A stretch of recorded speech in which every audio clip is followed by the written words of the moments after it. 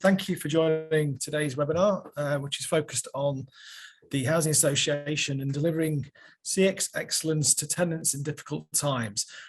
Following last year's government white paper looking at customer service, particularly around social housing, it's raised a number of sort of questions around customer service delivery. So we wanted to bring together some leading industry experts to talk around the subject, look at some of the challenges that housing associations are facing, and really help sort of guide people through this transition and making sure they can deliver the best services possible to their tenants. So I'm going to start off by introducing our panel. We've got a number of really interesting panelists today from different backgrounds, different businesses. I'm going to start off with Gavin Hoban, who's from Yorkshire Housing. Do you want to just introduce yourself, Gavin? I'm Gavin Hoban, Director of Customer Success at Yorkshire Housing. I've worked with the business just over 5 years, and I look after some of our key operational teams. Brilliant. So we've got Georgia Harbison from Cognito Learning. Do you want to give a introduction to yourself? Hi, yes. As Jonathan said, I'm Georgia Harbison from Cognito Learning. We support learning and development within a number of different sectors, but we have got quite a presence within the Housing Association as well. Looking forward to joining in the discussion today. Great. Then we've got Glynn Jones from TMAC. Hi, Glynn Jones, Head of Customer Success and Partnerships at TMAC. We're an AI and machine learning business creating contact center solutions to support improvement in customer experience, reduction in customer effort, understanding demand, and ultimately driving improvements in advisor performance to support great customer outcomes. Then we've got Siobhain Goodall. Hi, Siobhain from MPL. Hello, hi, good afternoon. I'm Siobhain Goodall. I'm Head of New Business and Client Services at MPL Contact, who are an outsourced contact centre provider, but with particular experience in the 24/7 provision of services to tenants of housing associations and also of suppliers of services to housing associations. Brilliant, great. And last but not least, we've got Neville Doughty from Contact Centre Panel. Yeah, good to meet you all. Nev Doughty, so I'm Partnership Director at Contact Centre Panel. Over 20 years experience in outsourced contact centres, including an amount of work in preferred sector, and just pleased to be here and have such a great panel with us. Yeah. So just to sort of lay out the format of our webinars, we don't bore people with slides. This is very much an open discussion. It is a panel discussion. We like to keep it lively. We've got some really interesting questions to throw out to our panelists to get their views and their opinions. If you have your own questions, please, the Q&A at the bottom bar of your Zoom panel at the bottom. If you want to ask a question, please post it on there, and we'll make sure it gets posted or asked to the panel, and we'll try and to obviously make sure we answer all that are put through to us. There is also going to be a couple of polls which we'll launch through the session, and at the end there's a survey. So if you could provide us with your feedback, that would be really appreciated. We are videoing the session. We'll be sending through the link to the recording afterwards. So if you want to rewatch it or pass it on to a colleague, you can do that. So I'm going to kick things off. I'm going to ask Gavin a question around the proposed government regulations, which were laid out in the white paper last year, really getting his view on the impact he thinks that might have on housing associations. So Gavin, what are your views on that? So whilst I think the kind of political landscape is clearly uncertain at the minute, there is a drive to kind of improve and change regulation in the housing sector. And I think if you look at kind of how things have been for the last few years, there's certainly been more of a focus on the particular housing associations' financial stability and their governance rating, and maybe not quite as close a look at what we're doing with customers.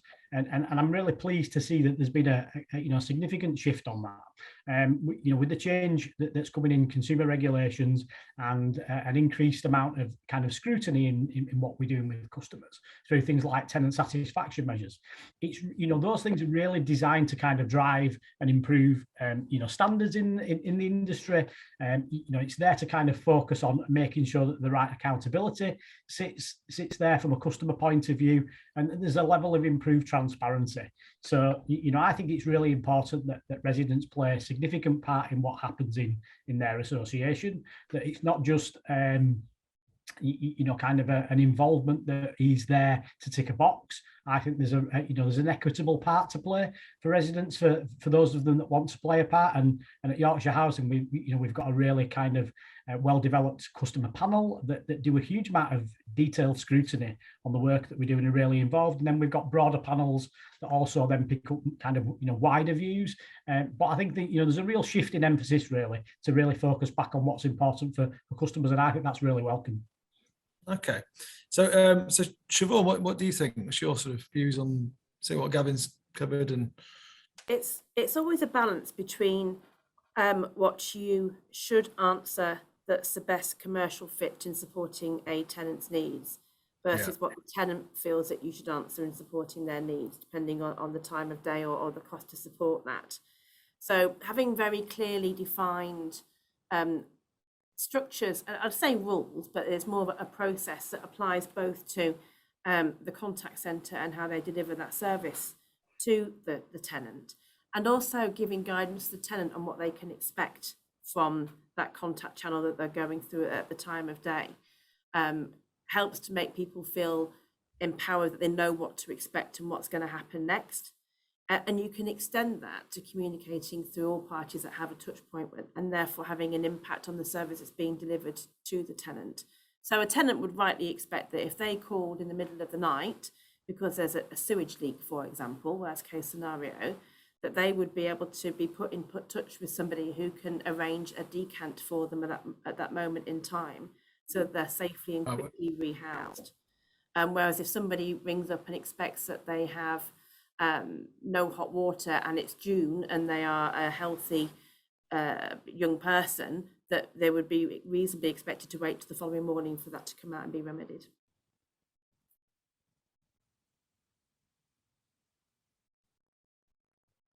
Oh, have we lost you, Jonathan? So Glynn, from a technology perspective, so can you hear me okay?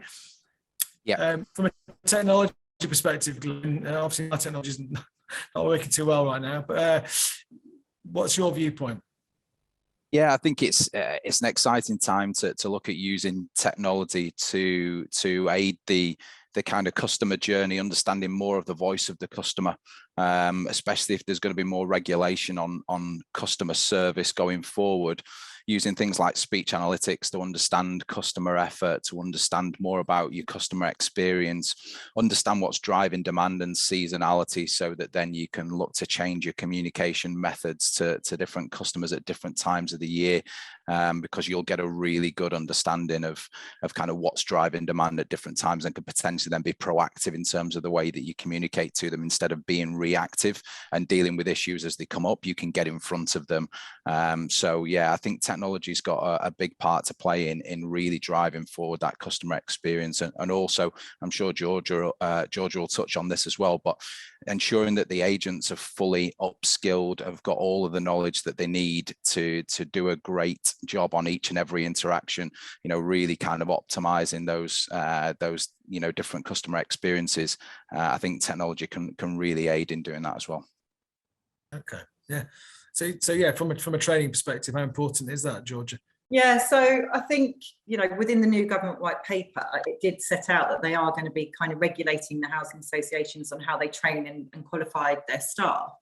And I think technology should be playing quite a big part within that, because it's over and above just a one-off point in time training, because as we know, we get the old forgetting curve kicks in. So I think it's really important that it isn't just, we train everybody in a kind of knee-jerk reaction. It's more going to be about how they look at the use of technology and across the customer service team. But I think, as Siobhain rightly said, at all touch points with the tenant. So this kind of ongoing training and embedding of learning, that means that the knowledge is there. So that kind of first contact resolution, when a tenant calls, they know where they need to be pointing them. And I think the technology, having the technology to know they can do that, but it's also having the knowledge is really, really important. Because again, if the training hasn't landed or it kind of hasn't embedded, then people tend to do what they've always done. You know, then that may not be the right thing to do, because there's different pathways. And I think the two together, the continuous training, but having the technology in place, I think that those two things marrying up are going to be really, really important. Yeah. So Neville, what do you know? Yeah, I think that's a really critical point, isn't it? We're talking about changes that, you know, need to happen, if you like, as a result of the white paper. But I think everybody's bought into making those changes anyway. But actually, to make sure that they land and they stick, and that the people are doing, you know, what's right in the new world, you know. And I've had a client before say to me, I don't particularly want the agent to follow the rules in this scenario, but it becomes very difficult for an agent to know when exactly it is that scenario. So that ongoing training to make sure that the right thing happens, so that, you know, you're dealing with things in the right manner at the right time. I think it's, you know, it's going to be, there's a lot to do to bring together all the different opportunities that exist with the processes, the people, the technology. And, you know, it's a challenging environment as well. So, you know, if you look at the economic situation where it's harder to recruit, etc., you know, it's challenging times. So I think there's a lot of good work to be done. I think there's a thing about deflecting of calls that are not needed. So we're talking about the technology, and you do find trends in calls coming through. There may be, we've had examples where the water's been cut off by a contractor, a block of flats, and might have, you know, a couple of hundred tenants in it. You know, you don't want to get 200 calls telling you the same thing, because you're going to be replying with the same message, or creating the same ticket with a single point of contact trying to fix that problem. And if you can proactively apply a message onto a group of CLIs, for example, that might be ringing through saying, we know there's a problem in Kingston Towers, and engineers on the way. So you're creating a live update from a ticket that's been generated with the water company that's being isolated to just a particular group of tenants. So you're not necessarily, if you excuse the pun, airing your dirty washing to everybody within that area, but it's only to those that are affected and that it's relevant. That's how you're using technology to therefore deflect any calls coming through that agents don't need to answer, but being proactive in delivering information to tenants that are affected, and with also a resolution timeframe as well. And so looking at that then, Andrew just asked a question there about AI playing a part in helping with the decision making. I think, Siobhain, you've probably answered that a bit there, but I don't know if anyone else. I think some of the important stuff comes back to the why. In some of this, currently, I think housing associations as a collective are probably quite difficult to do business with from their customers' point of view. If you look at kind of how things have shifted in other sectors, you know, I was using an example with some of my guys the other day about, you go back 5 years on a Friday night when you're wanting a takeaway and you were rummaging through that kitchen drawer for the menu, and you had to look in your wallet or your purse, and hopefully you had some cash as well, because you needed both those things. You needed a menu and you needed cash. That's completely changed. There's been an evolution there in terms of that stuff. It's dead easy now to order food from a variety of sources, pay in the way that you want, and it just turns up and it tells you exactly when it's going to arrive as well. That has completely change that industry. But there's other industries like housing that have not moved forward at that kind of pace. And what we are at the minute, I think all too often, is difficult to do business with. And what we've got to do, alongside some of the regulation that's coming in, is make sure that we're easier to deal with and that we're not as complicated as we are, and we don't put barriers in the way. And that needs to be kind of democratized as well. So whether you've got a resident that's got additional needs, whether they're a single parent, whether they're a single person, it shouldn't matter whether English is not their first language. We've got to try and find ways of making sure that those services are kind of on a level playing field, and that will require some difference in the sector. But it's an exciting opportunity because it's linked in with some of the things that sit around regulation. But those should be seen as minimum standards.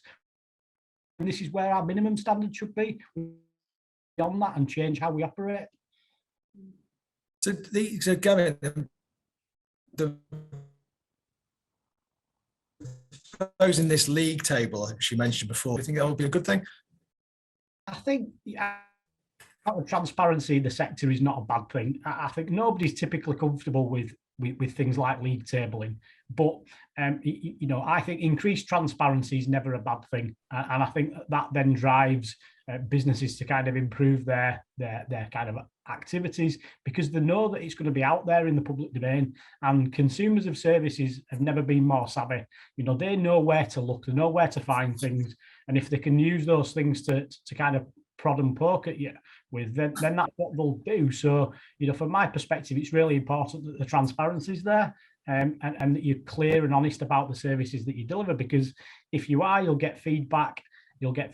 Then you'll be able to improve what happens, and the advocacy of the services and the kind of holistic thing that you offer in terms of a home should be a better experience all round. Most of our residents don't really want us in their lives, want us to sit in the background and just be there when they're needed. You don't sit there thinking about, which company you rent from, your mortgage company. Those things aren't things that you're bothered about. You want to just make sure that if you need somebody, you need a service, that you know what, it's there, it's reliable, it's consistent. But you don't want somebody kind of, knocking on your front door, kind of, ramming it down your throat all the time. It's about making sure that you're there when you're needed and out of the way when you're not. It's one of those best services, no service sometimes. It needs to be there when you need it, but you don't need reminding all the time, isn't it? It's that point. An interesting one on league tables. I can remember working with water companies who said that before the league tables had the financial imperative in that it moved to, they used to work quite closely together. So literally they know that somebody else was better at something, so they give them a call and arrange to meet on a Friday afternoon and talk through how we can all get better. But then once you bring in that league table where people at the bottom are getting more of a fine and people at the top are getting benefit, suddenly it all became a little bit. So I think whenever you implement a league table, you've got to be really careful as to what behaviour you're driving. So it'd be interesting to see. I would hope that doesn't change what is a particularly open sector. I came from financial services and retail and outsourcing, where it was hide your homework stuff, and nobody shared any information into housing, where everybody went, well, yeah, just ask. It's fine. We'll tell you, because it's not got that competitive edge to it. So I'm hoping it doesn't drive that. What I'm hoping it does is kind of increase transparency and then drive overall standards as well, because it needs to. Because there's parts of our industry that don't look too good at the minute. If you look on what's happening on, there's a number of activists that are kind of really focusing on what's going on in the housing world, and are rightly making a big noise about standards in some parts. And that is, an important thing that's kind of taking place, and it's certainly driving, people to think differently. But I think this, kind of puts it in a more formal setting. I think, Gavin, I really agree with you there, because we work with a number of different housing associations, and one of the things I found was it's sharing the best practice. So using our system for things like complaints and repairs, that actually one of our contacts designed and built some content that they're happy to share with any housing association. And it's so refreshing when you work in different sectors where, like you say, Neville, your point, or Gavin, one of you, hide your homework, Gavin, sorry, that I think actually being able to share this and say, we've done something and it's really worked. It's really raised our customer satisfaction scores.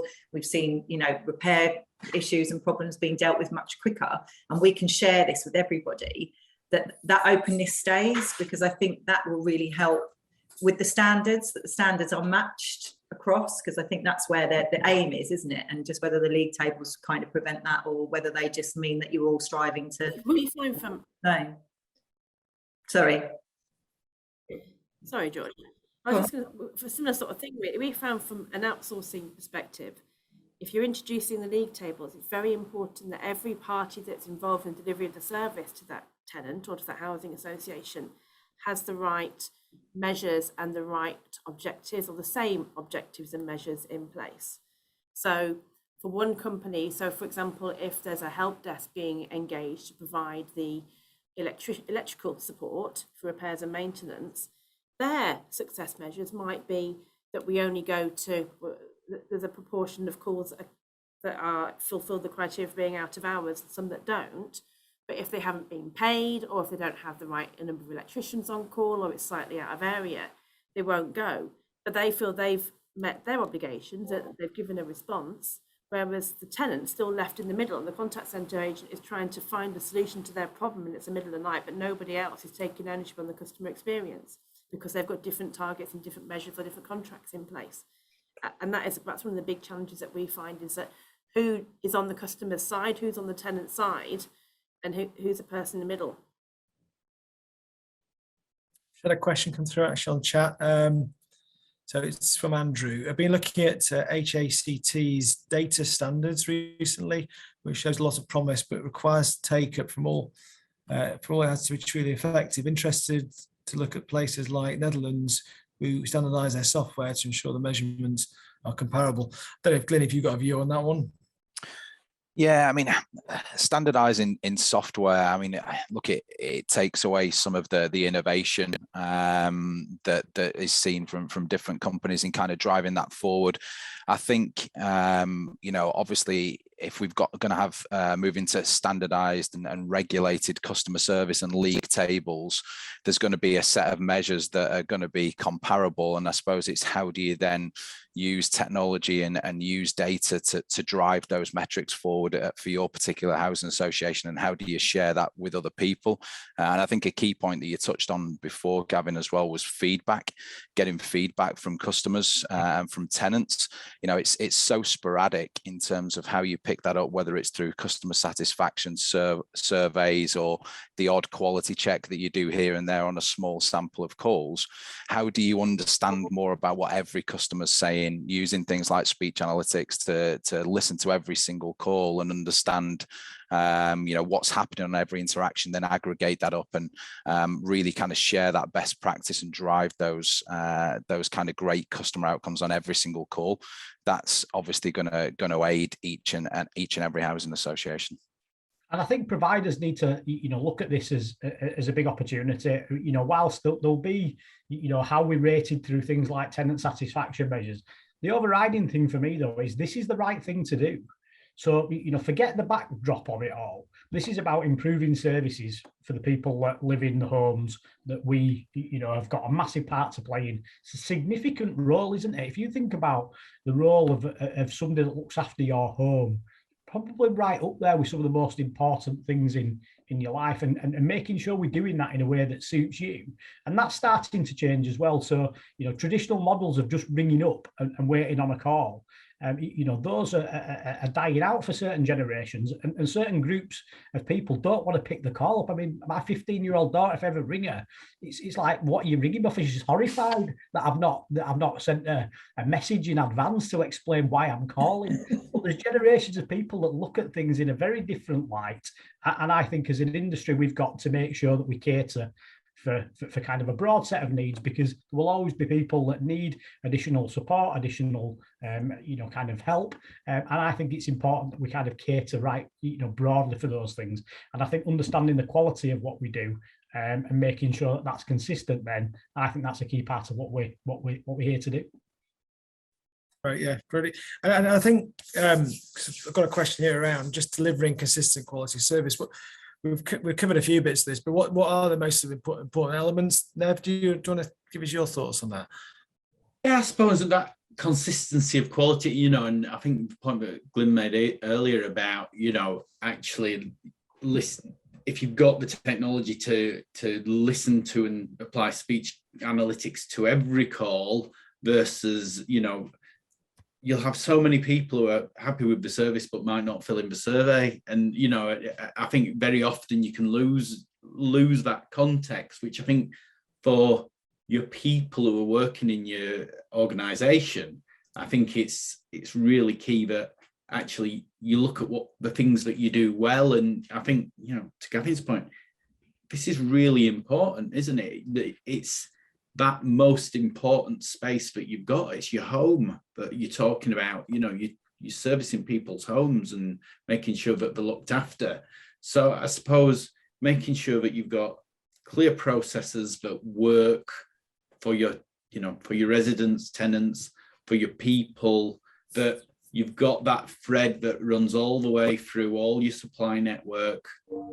Siobhain's point about actually everybody's working to the same goal. We've not got some supplier that's got something different. And then, you know, using technology to make sure that your people can deliver a consistent service wherever possible. So yes, if you can do things to deflect some contacts that might not need to be dealt with there and then, because again, Siobhain's example of, well, we know there's a problem there. Let's either put something on a CLI, let's send everybody a WhatsApp, you know, and then the people that you've got in your business, your organization, can focus on what's most critical. And, you know, you might not want to create lots of automation and bots and things for your residents, but you can use automation to support your people, if you like, to augment what they're doing so they can consistently make the right decision that doesn't result in that a repeat contact.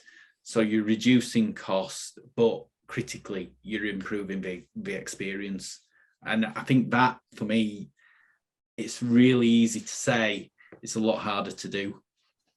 Yeah, it's that shift, Neville, from a cost center that contact centers are historically known as to a value center that's driving, you know, great customer engagement, great customer experiences, and driving that kind of connection and that value. So it's just making that shift and taking the data that you can collect and the services that you offer and really driving value through every interaction. It's making that shift from what's historically seen as being, well, it costs us X amount per year, and we just kind of put that to one side and we service customers, to actually, what's the data that we're getting in here? How are we driving value on each and every call? And how are we supporting our advisors to go over and above to really treat each and every customer in the way that they need to?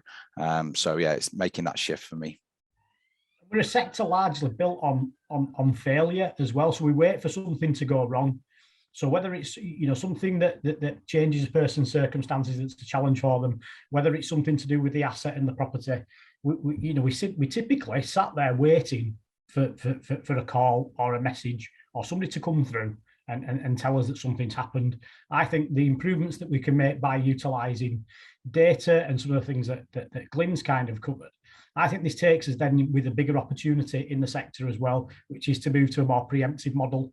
So, you know, if we've had a boiler that's kind of broken down in 10 properties this week and we had 100 installed at the same time, what are the chances the other 90 are also going to break? Well, they're probably fairly significant. So what are we going to do? Are we going to wait piecemeal for each one of those boilers to break and send a single operative out, probably across decent sized region? Or are we going to take a proactive step and say to residents, actually, we're going to come out and replace something before it's broken?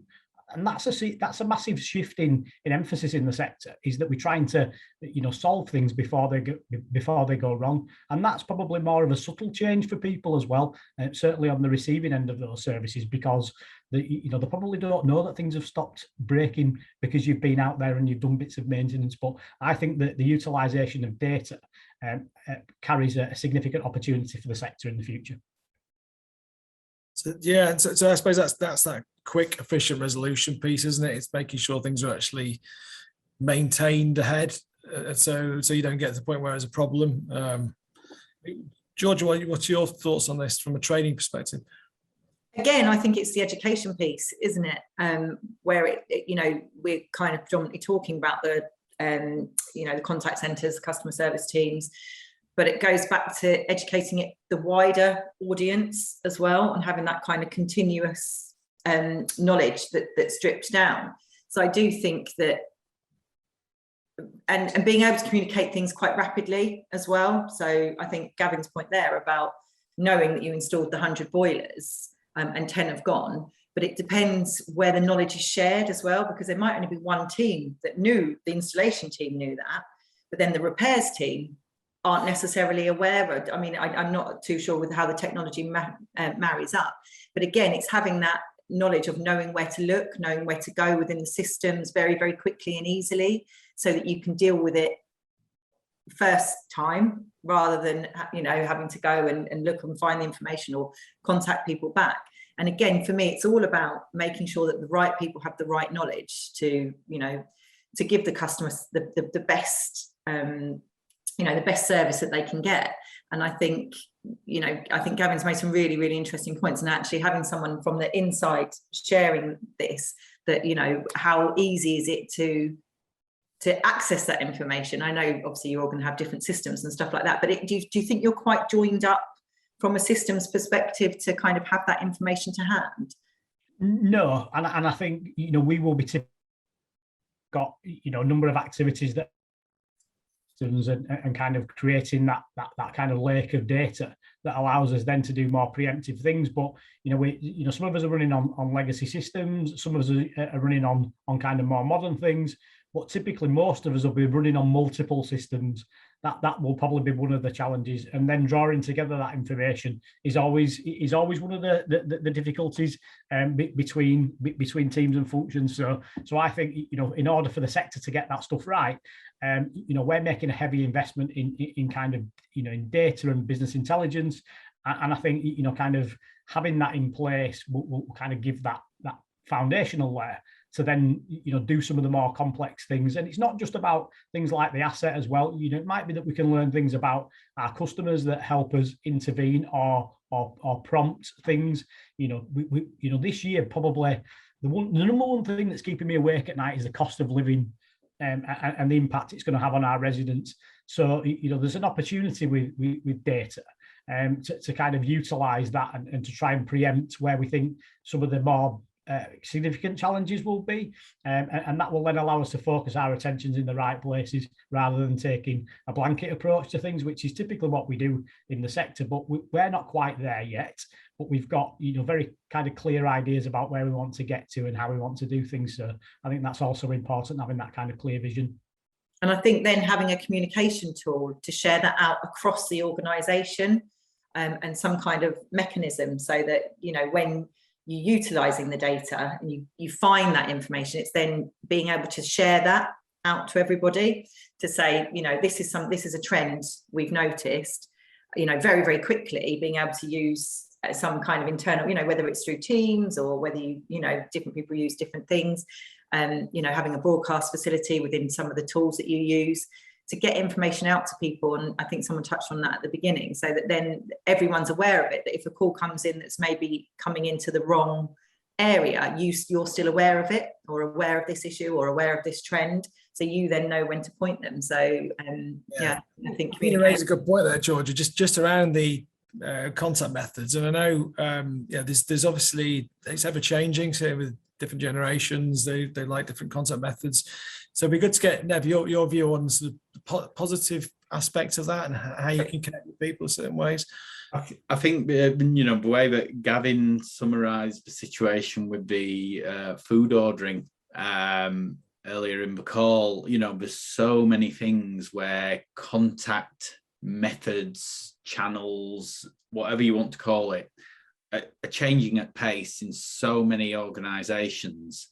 And effectively, as a customer, if you like, of multiple organisations, the bar raises, doesn't it? Every time you have a good experience from something, you go, that was good. Yeah, that was really easy. That worked well. So then the next time you have to contact someone, your expectations that bit higher, and it keeps moving up. And, you know, for me, you know, examples of things like, you know, WhatsApp or, you know, other messaging platforms are available, I'm sure. But where you might have a million things happening, something's just gone wrong. The ability to send a message without having to download an app and do all that, but to send a message to say, help, I've got a problem, this is the situation. And to be able to deal with that whilst getting the kids out the door to school or whatever else you've got happening. And then somebody say, oh, could you send me a photo of it so I can actually understand the nature of the problem? And, oh, well, I can do that in channel because I can just click it, and send a WhatsApp from the phone, a photo from the phone in the WhatsApp, and then can I talk to you? Is it all right if I ring you? And it's all very seamless. And I know that's like, in my mind, feels like the ideal, but it's the type of opportunity that now exists. And when you've got, legacy systems, data split into different areas, it can be very difficult to do. But, that's the kind of opportunity I think that's there. And I don't know how many are doing that at the moment, but there's I think it's we're talking about making it easy for residents. One of the things that we need to do on that front is make it easy for colleagues as well. So I'm not saying you should have an easy job, an easy life. Work's difficult, complicated, all the things, all the challenges that come with it. But we don't have to throw a lot of hurdles in your way. To try and get the right thing done. We've got our own in-house repairs team, so we go and visit literally hundreds of homes a day. But in order to kind of get information out of maybe something that they've seen in that home that might then mean that person needs additional support, it's actually quite difficult. So we've probably put more barriers in place rather than something really straightforward that identifies that need. And I think we've got to make it easier for the people that work in our businesses as well to do the right thing, because otherwise it just becomes too complicated, too difficult, and then people drift away from that because yeah, I probably should mention that, but it's really difficult to get through to that team or to raise that particular ticket or whatever it would be. And I think if we can drive to make life easier for the people that work in our businesses, and I think some of the guys on the panel today, certainly are driving that kind of thing, then it's bound to have that positive impact then for the people on the end of that service. Sorry, Neville. No, I think it's a really key point as well, because in so many sectors at the moment, staff retention and attrition are a challenge. And if the job's harder than it needs to be, then that creates that moment of, why am I doing this? Should I look for another role? And and good people are hard to find and retain. So I think you're absolutely right, Gavin. It's about making sure you make the job as easy as is possible for the people delivering the service. I think from a contact centre agent perspective, there's a few things. The first of all is empowerment. So giving the agent both the training and the tools and the knowledge that they feel that they are empowered to be able to resolve a problem. Because, a contact centre agent, nobody wants to give a poor level of service. You want to be able to resolve your caller's needs. Otherwise, it's a really uncomfortable place to be in. So giving them empowerment, giving them the training, the knowledge and the tools, but also giving them the ability, and this is the hard bit, to get a single view of the customer and all the channels that have come in and what the message that's been given from the customer or the tenant through a particular channel. So they've got a completely cohesive view of what the nature of that customer's query or problem or challenges might have been. Yeah, absolutely. I'm just mindful, I've got a question from Claire Stone, who's saying, she could totally agree on the need to shift to preemptive model. What's the panel's thoughts on driving more self-service to achieve efficiencies? Who wants to answer that one first? Yeah, I'll just jump in quickly. I think it's a really key to understand. We speak to a lot of contact centres that say we're looking at stripping kind of low value contact out and driving it into self-service, but it's often done from a business perspective, cutting out what they perceive to be low value and not necessarily listening to the customer and understanding what is it that they actually don't really enjoy about sitting waiting to speak to somebody for something that they want to do really quickly online. So it's understanding which are the processes that are driving customer consternation, and then how do you create self-service channels to enable customers to do that and reduce some of that customer effort. So I think it's really key to listen to the customers and what they're saying about self-service before doing what you think is right as a business, because it just cuts out contact. That we deal with thousands of them a day, the really short calls, we don't get any value out of them, we don't learn anything. So actually let's just automate that. They actually might be the ones that the customers find valuable in speaking to someone. So yeah, definitely make sure you listen to the customers first would be my advice. And I think also on the automation piece, we've seen so many contact centres where there's certain activities that are automated, and I think this links back to your point, Siobhain, but then if you're not careful, all of the stuff that's left is really hard stuff as well. So it's making sure your people have got the support, and but they are empowered that the system can't give an answer on this. It's come to a person. So let's make sure we've given that agent the skills and the authority to do the right thing, not go, oh, hang on a moment, I need to. So I think that's, for me, the other side of it as well. It's making sure that, right, if someone's been through a system, it's said, no, you need to speak to someone, make sure that someone can do something about it. Yeah. It boils down to cost, doesn't it, as well? You don't want to be paying for a call to be handled poorly, whether it's an internal cost or an outsourced cost.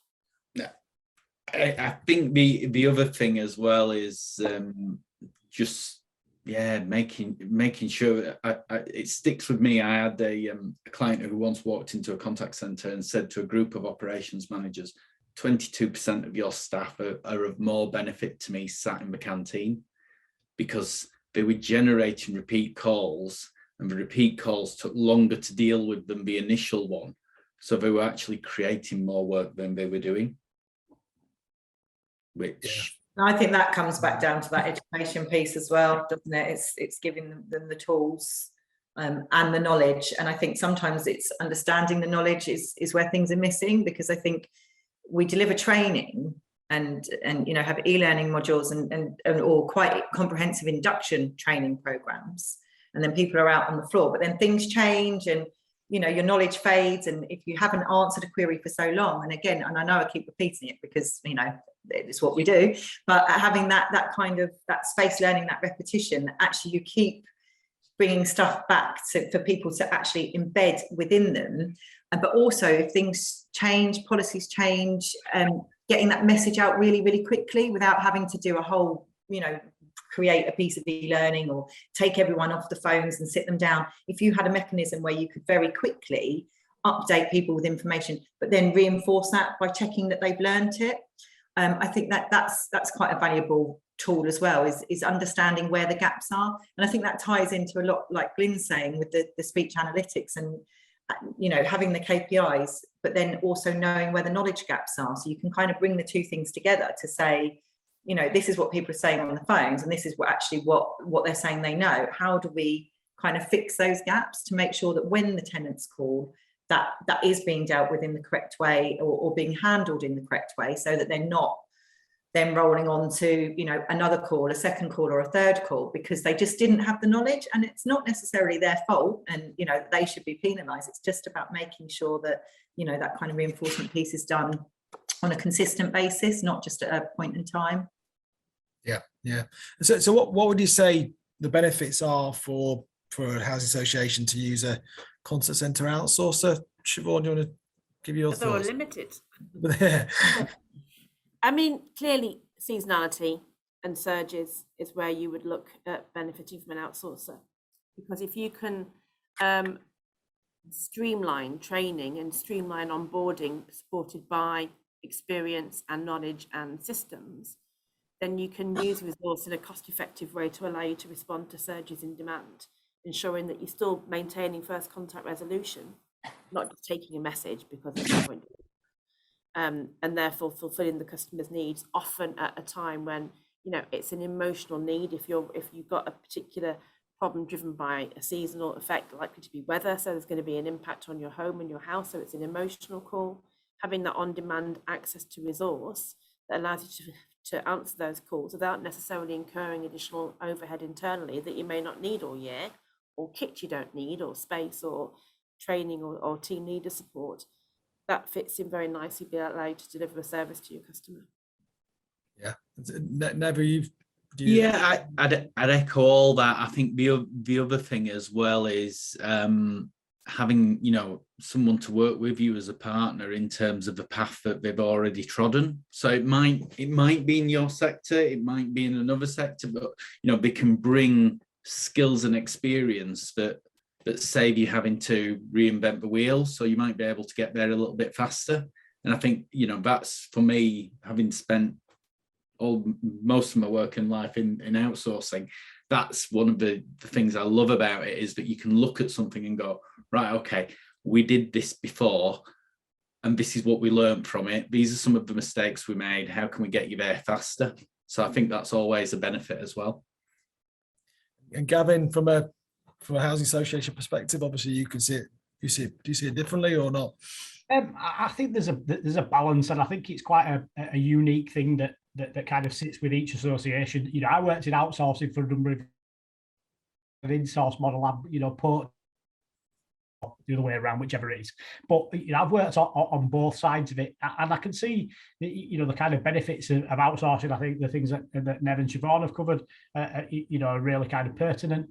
On the flip side, I also think with quite emotive things, there's no substitute for having your own people dealing with stuff that kind of are bought into what your business is doing, and certainly kind of the draw that a lot of housing associations will have is the purpose that they kind of play, and that's a big draw for people that come in, and it's certainly one of the things that helps us kind of drive the right kind of people into our organisation. But it is quite I think not a Marmite thing as such, but I think it depends on your association and the place that you're in. It might be that you need to accelerate quickly, and the fastest way to do that is to look to outsource.